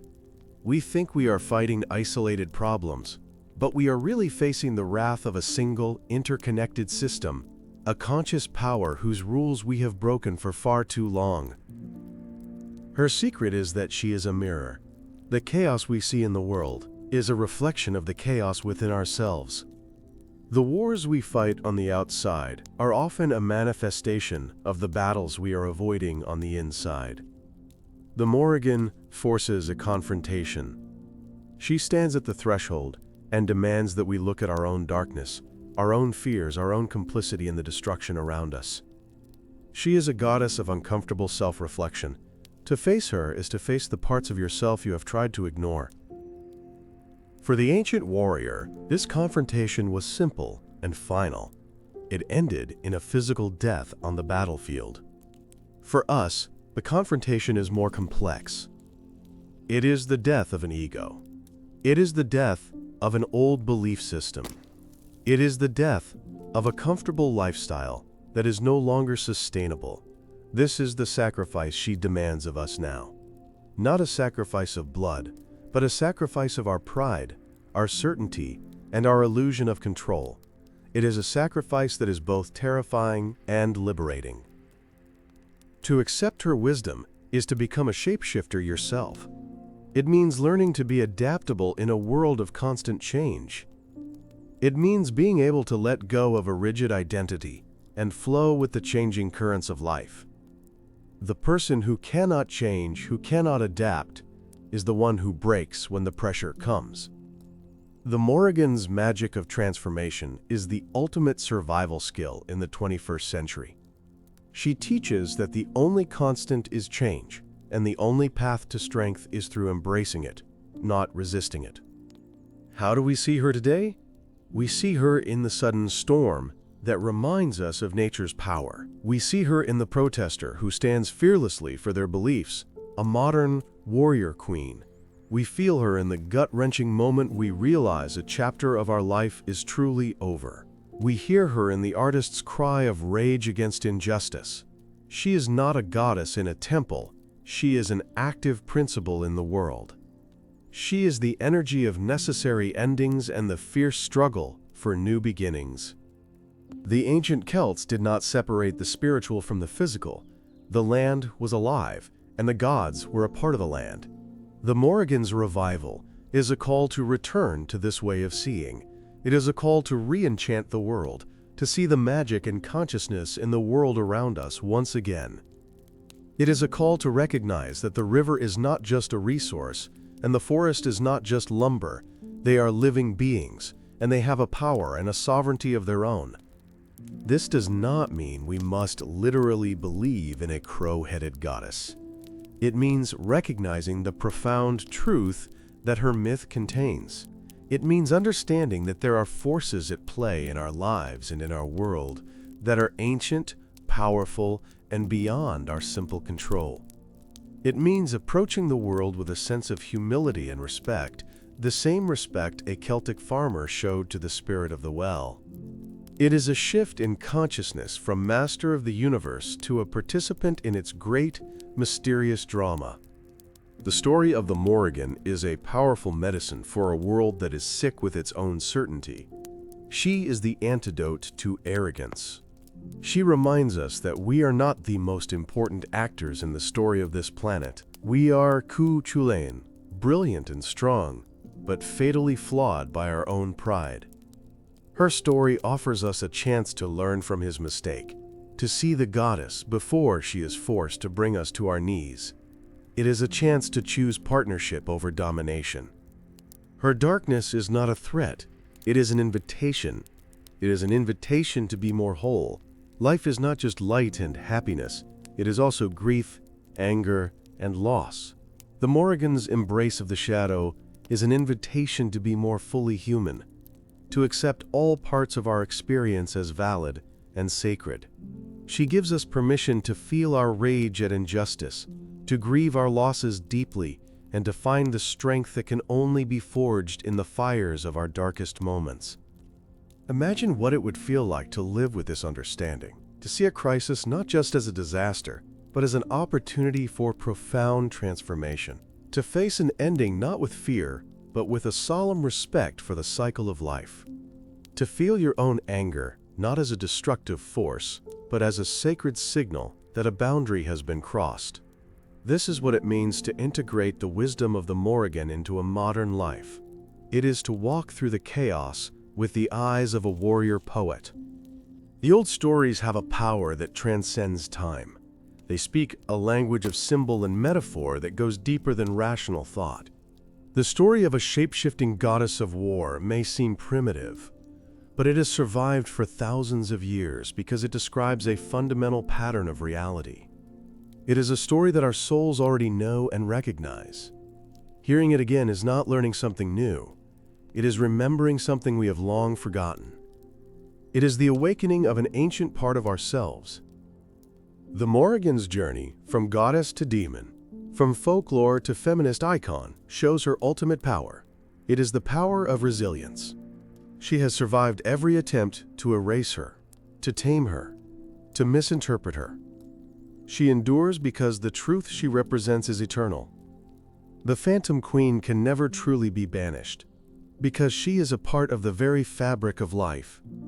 She is the storm, the struggle, the cycle of death and rebirth. As long as the world turns, she will be here. Her story reminds us that history is not a straight line of progress, it is a spiral.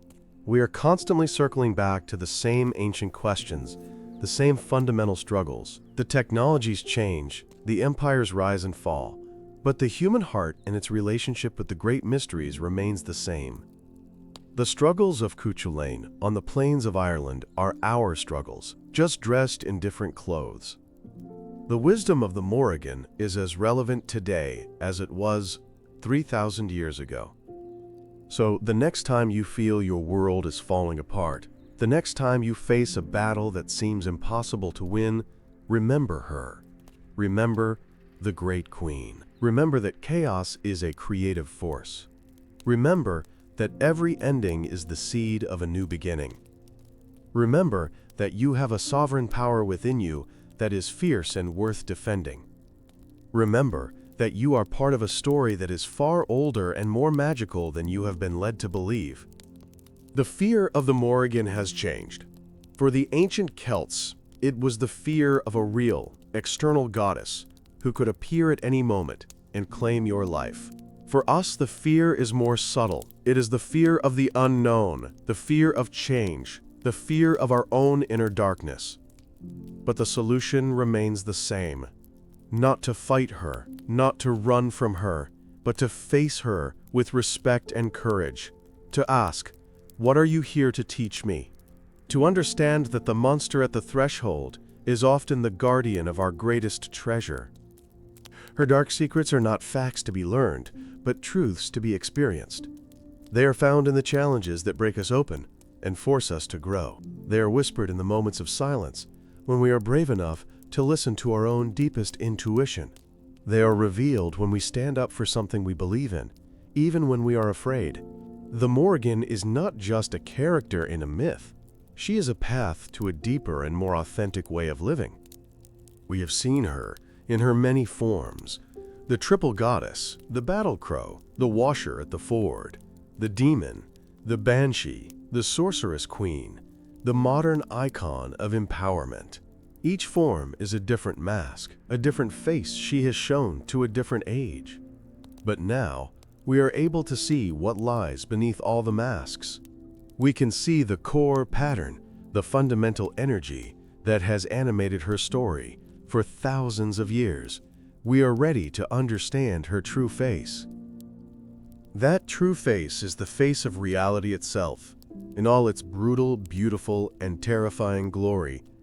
She is the personification of the world as it actually is, not as we wish it would be, a world where life feeds on death, where creation is born from destruction, and where change is the only constant. She is the goddess of the isness of things, the uncompromising truth that lies beyond our stories of good and evil, right and wrong.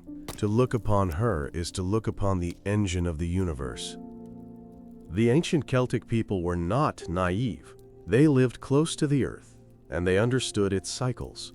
They knew that the winter was necessary for the spring, that the predator was necessary for the health of the herd, and that death was necessary for new life. They did not see this as evil. They saw it as the way of things. And they created a goddess who embodied this difficult, unsentimental wisdom. They gave a face to the beautiful, terrible truth of the world. That face was the Morrigan.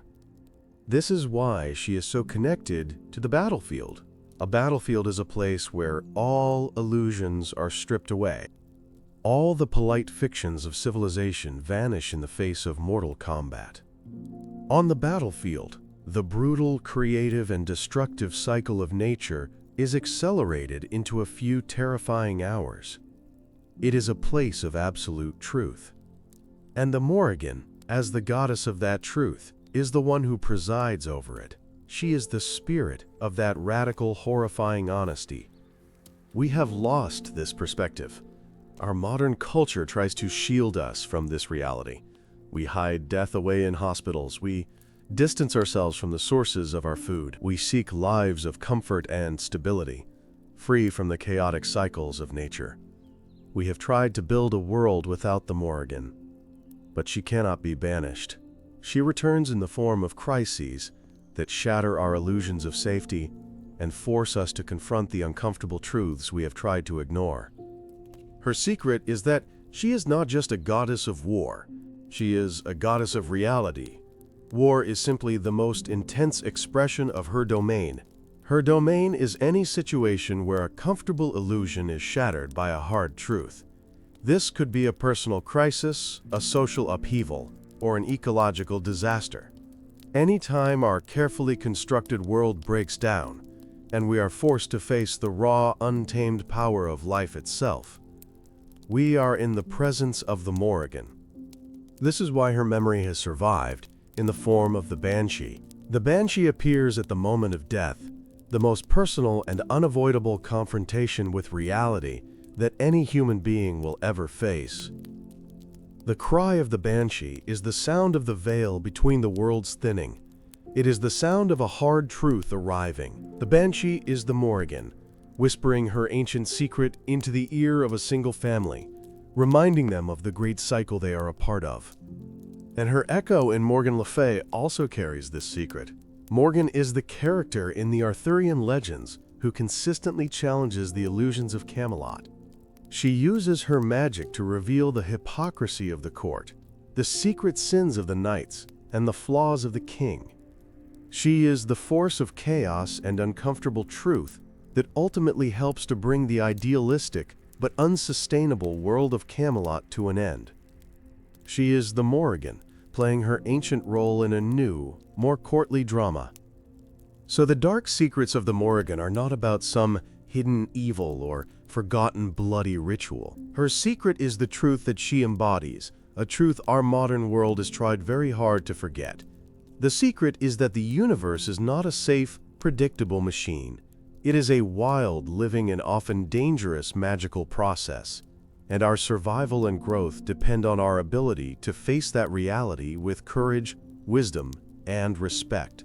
She is the gatekeeper to a more honest and powerful way of seeing the world.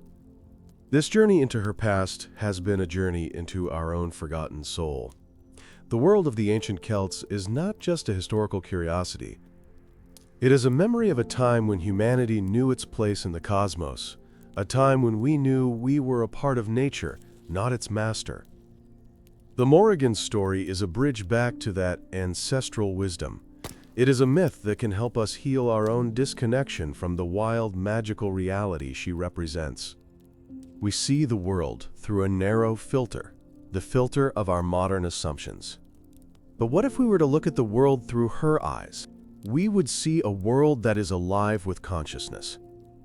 We would see the intricate dance of life and death in a forest. We would see the sovereign power in a storm. We would see the magic of transformation in the turning of the seasons. We would see a world that is not just a collection of objects, but a living, breathing being. Her crow form is the perfect symbol for this shift in perspective. The crow sees the world from above. It sees the whole picture, the pattern of the battlefield that the soldiers on the ground cannot see. It sees where the lines are weak and where the opportunities are. To adopt the Morrigan's wisdom is to learn to see our own lives from this higher perspective, to see the larger patterns at play, and to understand our own struggles as part of a much greater story. The fear she inspires is ultimately a sacred fear. It is the awe we feel in the presence of something vast, powerful, and mysterious. It is the feeling of standing on a cliff edge on a stormy day, or looking up at a star-filled sky. It is the feeling of humility that comes when we realize how small we are in the face of the cosmos. This feeling is not a negative thing. It is the beginning of wisdom.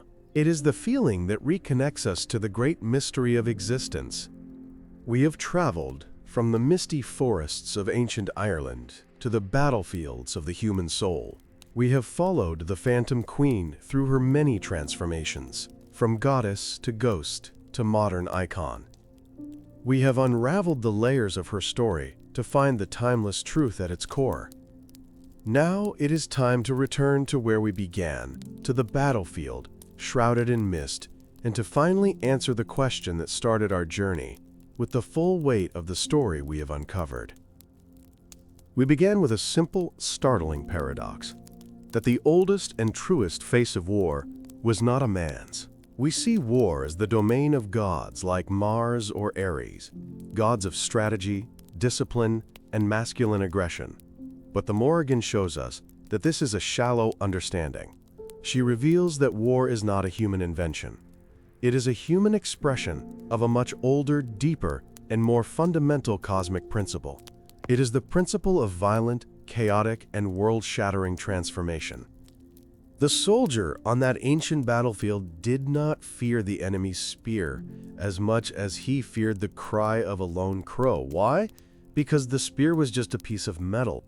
It represented the human part of the war, the part he could understand and fight against. But the crow was something else entirely. The crow was a sign that the war had been noticed by the universe itself. It meant that a primal, divine force of nature had arrived to preside over the conflict, a force that was utterly indifferent to his courage or his cause. He feared the sight of an old woman washing bloody armor in a river because she represented the chilling certainty of fate.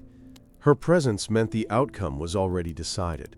The battle had already been fought and lost in the other world, the realm of cause and effect. The fight he was about to engage in was just the physical echo of a spiritual event that had already occurred. She was the face of a truth that every soldier knows in his heart, that his destiny is ultimately not in his own hands. So the true face of war is not the face of a male general planning his tactics. It is the triple face of the Morrigan. It is the face of the beautiful maiden, the seductive promise of glory and power that starts the conflict. It is the face of the fierce mother, the bloody struggle over the body of the land. And it is the face of the terrifying crone, the grim, unavoidable reality of death and decay that ends it. She is the complete cycle, the whole terrible story from incitement to aftermath. Ares and Mars are gods of how to win a war. The Morrigan is the goddess of what war is. She is the embodiment of its chaos, its connection to the land, its psychological terror, and its fateful, prophetic nature. She is war as a natural disaster, as a sacred and horrifying storm that sweeps through the world to tear down the old and clear the ground for the new. She is not the goddess of soldiers, she is the goddess of the battlefield itself, the conscious spirit of the bloody ground. Our journey has shown us this truth. Step by step, we stepped into her ancient world, a land alive with spirit, to understand the soil from which she grew. We saw her trinity of power, the prophecy of Badab, the sovereignty of Makkah, and the frenzy of Nemain. We watched her epic confrontation with the hero Cuchulainn, a timeless lesson in the danger of mortal pride when faced with divine power. We saw her mastery of fate, a force that even the greatest hero could not escape.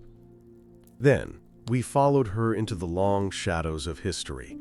We saw how a new faith tried to erase her, only for her spirit to survive, fragmented but potent, in the folklore of the Banshee and the legends of Morgan Le Fay. We witnessed her astonishing rebirth in our own time, as a new generation, hungry for meaning, rediscovered her as a powerful symbol of female strength, personal sovereignty, and the sacredness of the untamed natural world.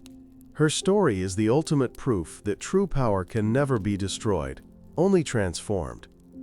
And in understanding her journey, we uncovered her deepest secrets, that chaos is the engine of creation, that endings are sacred, that our beliefs shape our reality, and that we are dangerously disconnected from the wild, conscious world we are a part of. She is a dark goddess, but her secrets are not evil. They are a powerful medicine, a call to a more honest, courageous, and whole way of living, a way of living that acknowledges the shadow as well as the light. This brings us back to the human anchor, to the people who lived and breathed these stories. For an ancient Celtic warrior, she was the terrifying face of his own mortality. For a medieval listener, she was the mysterious sorceress in a tale of chivalry. For a person today, she is the strength to face a personal crisis. In every age, she shapeshifts to meet the needs of the moment. She is the eternal archetype of the powerful, untamable feminine and the keeper of the threshold between worlds. Her story holds up a mirror. Cuchulainn's pride is our pride. His blindness to the goddess is our blindness to the sacredness of the world around us. His tragic fate is a warning, a prophecy for a civilization that believes it can dominate nature without consequence. The story is not just about the past, it is about us right now. It asks us a simple question. When the goddess appears before us, offering a partnership, will we have the wisdom to see her? The dark secrets of the Morrigan are, in the end, secrets about ourselves. We are all shapeshifters, wearing different masks in our lives. We all have a sovereign territory within us that is worth defending. We all hear the prophecies of our own fears and hopes. And we all must, eventually, face the washer at the ford, the moment we must accept a final ending. Her myth is not the story of a strange foreign goddess. It is the story of the human soul navigating the great and terrible beauty of existence. The journey to understand her is a journey to understand the wild magic that still exists in the world and within us. It is the courage to embrace change. It is the wisdom to see the pattern in the chaos. It is the strength to stand on the battlefield of your own life and not flinch. The Morrigan is not a power to be worshipped from afar. She is a power to be embodied, a fierce and vital energy that is our birthright as children of a wild and living earth. The promise was that you would understand the secret of this ancient goddess. But her true secret is not a piece of information.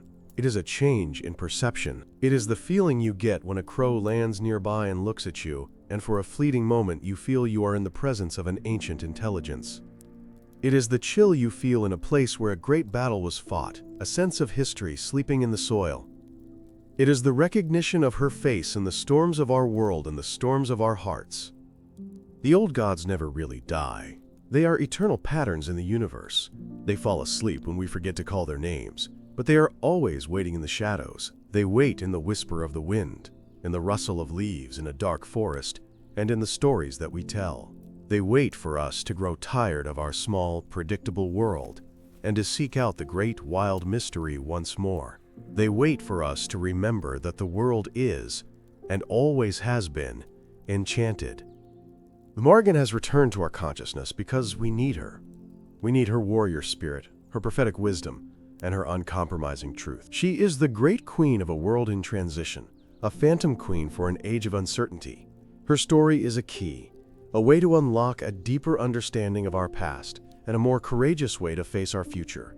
And her crows are still flying, still watching, still carrying the secrets of the Phantom Queen to anyone who is brave enough to listen.